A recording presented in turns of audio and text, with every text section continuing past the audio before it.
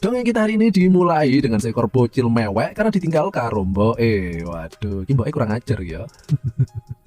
Dan setelah itu muncullah si bapak yang mengenang-enang si bocil mewek itu tadi, rek. Nah, ceritanya beberapa tahun pasca kejadian barusan itu ya, si bocil tadi sekarang sudah nggak cilik lagi, rek. Sekarang sudah gede. Kan kelihatan ya dari klambinya yang sepating petesol kan berarti gede ya.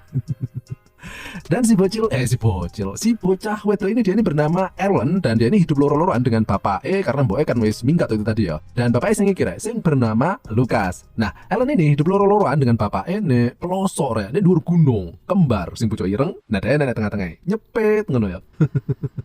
Tapi seperti yang bisa kalian lihat di sini ya, daerah yang ditinggali sama Ellen ini adalah daerah yang sangat tandus, rek, sangat gersang. Ibarat mau ditanduri saham gitu nggak bakal tukul, apalagi ditanduri telo ya, langsung tadi gaplek, rek. Karena saking panasnya yo. Ya mungkin karena hal itu tadi ya, si boy tadi kemudian nggak kuat terus pergi minggat meninggalkan keluarganya, rek. Nah, jadinya Ellen ini bisa dibilang satu-satunya arek enom yang tinggal di pegunungan ini, rek. Karena tetangganya yang seumuran dengannya itu sekarang sudah pada pergi minggat kerja di kota. Nah, untungnya Ellen ini punya teman semasa kecil, rek, yang bernama Marian, yang meskipun sekarang dia itu sudah kerja di kota, tapi setiap 1 bulan sekali itu ya, si Marian ini datang ke rumah Ellen untuk membawakan sembako dan berbagai keperluan Ellen, rek. Ya seperti gulo, sampo, wedak, katok, sempak, BH, roti kempet, lan liya-liyane, rek. Nah, sementara itu si bapak si Lukas itu tadi yo, sekarang dia itu hidupnya sangat susah banget, rek. Ya gimana nggak susah, minyak mahal, bensin mahal, plus sekarang dia itu tengah terjerat hutang pinjaman online alias ke rentenir ya. Dan rentenir sing kira sing bernama Alan. Nah, jadinya setiap 1 bulan sekali itu ya, Alan datang ke rumah Lukas untuk menagih hutangnya. Dan berhubung keadaan ekonominya seperti sekarang ini yo, jadi Lukas itu tentu saja nggak bisa bayar hutangnya, rek. Sehingga Alan kemudian membawa apa aja gitu, barang-barang yang bisa dibawa untuk membayar bungane. Ya seperti sapi, wedhus, pite, bebek, kucing, asu, ketek, kire.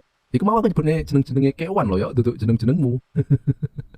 Nah, sampai suatu ketika beberapa bulan kemudian gitu ya ceritanya, pas waktu Alan hendak menagih kembali hutangnya, dan pada waktu itu sudah nggak ada apa-apa lagi, rek, barang yang bisa dibawa oleh Alan. Nah, pas waktu itu matanya Alan ini kemudian melirik ke arah Ellen, dan pada waktu itu ia pun kemudian baru sadar kalau Ellen ini sekarang kok sudah mendek-mendek gitu, dikira ontong bareng yo.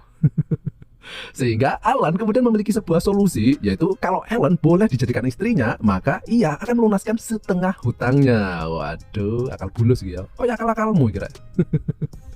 Nah, sementara itu Ellen tadi yang ada di dalam kamar itu ya, dia sebenarnya nggak denger ya apa yang dibicarakan oleh bapaknya dan juga Alan. Cuma dia itu ngerasa gitu kalau bapaknya ini akan menggunakan dirinya sebagai alat pelunas hutang. Dan karena dia nggak mau ya dijadikan alat pelunas hutang, Ellen kemudian berencana untuk pergi dari rumah ini. Dan malamnya pas bapaknya tadi sudah tidur ya, ia pun kemudian timi gitu hendak pergi dari rumah ini. Namun apa sih, bapaknya tadi kemudian bangun dan langsung menghalangi niatan Ellen tadi, rek. Ellen pun kemudian memberontak, muting-muting gak karuan, sampai akhirnya ia pun kemudian menyuduk perut bapaknya tadi, rek. Dan pas kejadian barusan itu, ia pun kemudian sadar dengan apa yang telah terjadi, dan Ellen pun kemudian bingung, rek, apa yang harus dilakukan. Dan untungnya tadi siang Denny sudah menelpon Marian untuk menjemputnya. Beberapa saat kemudian, Marian tadi kemudian datang, rek, dan ia pun kaget yo dengan kejadian barusan. Namun ketika Ellen menjelaskan apa yang telah terjadi, Marian pun kemudian dapat menerima alasan Ellen tersebut. Mereka pun kemudian memutuskan untuk segera pergi dari rumah ini. Namun ajaib, rek, bapaknya tadi yang dikira mati ternyata masih hidup loh. Keren wong iki. Gue teknik males mati no jutsu.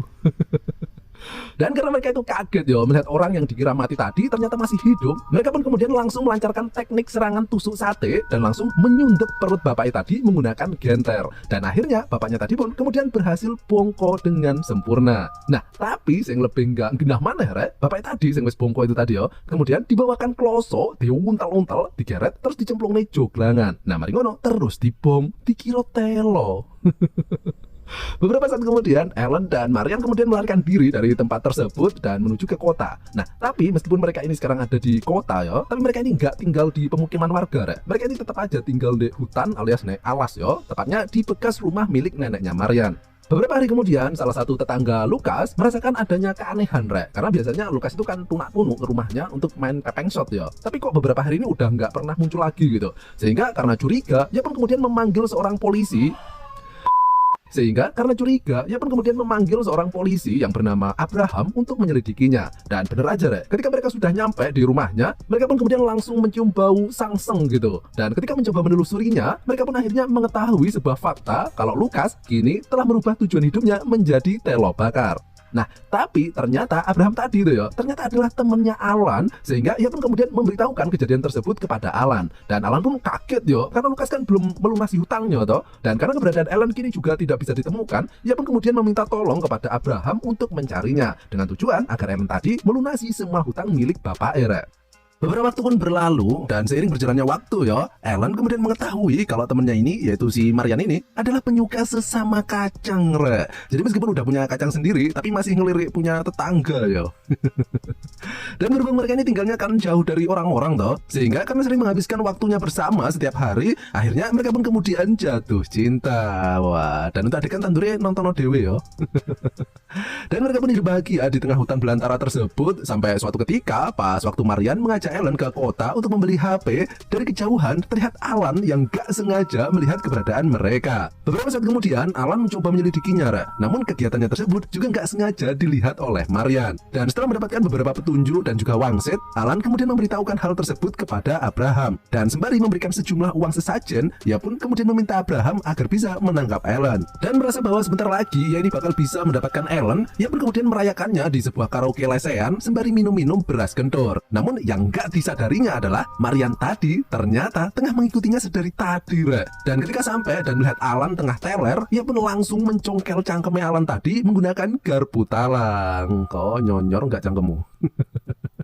Nah, sementara itu, Alan yang tengah menunggu kepulangan Marian sedari tadi ya. Dan Alan ini adalah tipe orang yang sangat posesif, re. Jadi begitu Marian ini telat pulang ke rumah, ia pun langsung merasa kalau Marian itu pastinya tengah punya selingkuhan gitu. Sementara itu, Marian yang masih shock pasca pembunuhan tadi ya, tapi ia ini nggak ngomong jujur ya ke Alan dengan niatan agar tidak menambah beban pikiran ke Alan gitu, re. Sehingga ia pun kemudian berbohong kalau ia telat pulang barusan ke rumah karena sibuk main Mobile Legends di warungnya Mbok Darmi. Dimana hal ini nantinya justru bakal jadi bumerang yo bagi dirinya sendiri, re. Nah, beberapa hari kemudian pas Alan pergi ke kota untuk membeli roti kempit, di saat yang bersamaan terlihat Abraham yang tengah menyelidiki kematian Alan tadi, re. Dimana saat ini ia telah berhasil menemukan tempat kerja Marian dan ia pun kemudian langsung menahan Marian untuk diinterogasi. Namun pada saat itu ya, Alan yang gak sengaja melihatnya kemudian mengira kalau cowok itulah yang menjadi selingkuhan Marian. Marian kemudian dibawa ke tempat sepi, re. Dimana tujuan utama Abraham di sini adalah untuk menangkap Alan ya sebenarnya. Karena Alan tadi dikatakan telah mengambil uang milik ayahnya yang seharusnya diniatkan untuk membayar hutang-hutangnya, re. Sehingga ia pun kemudian memberikan pilihan kepada Marian,